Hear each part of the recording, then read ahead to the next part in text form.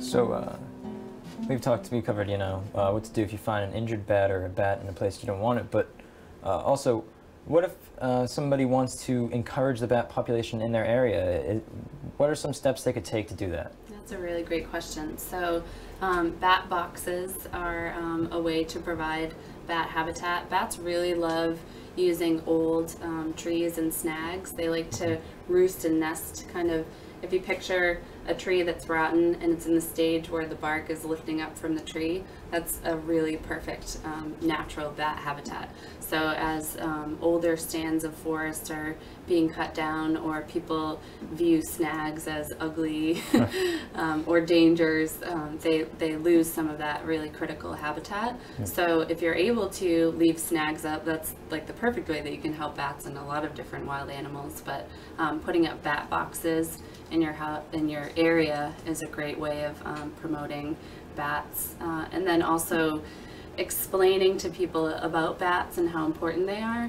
That prevents decimation of populations for people killing them because they're afraid of them. So that's another huge way to help the bat population.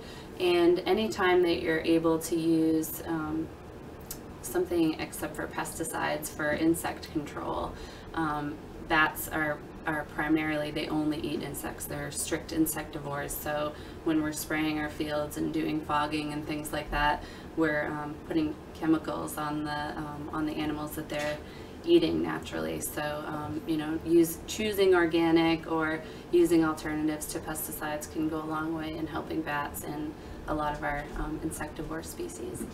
So what are some of the positive effects the bat population does have on the ecosystem in the area? Right.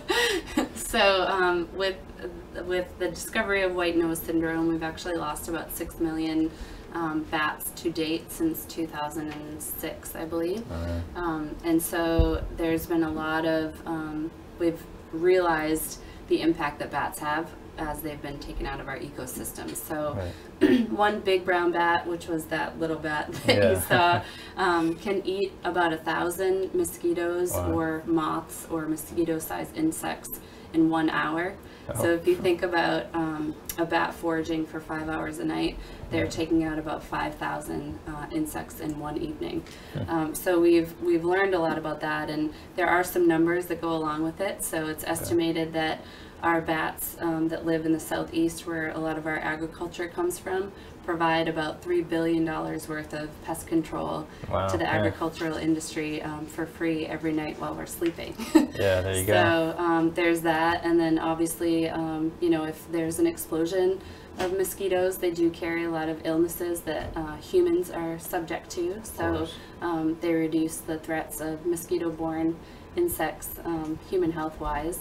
And then bats do eat moths and other, flying insects that can, if they get out of control, if you ever saw a gypsy moth or tent caterpillars, that could have a huge effect on our forestry and our forests. So they help to balance those populations too, which helps our forests and forestry industries, which is huge in Maine.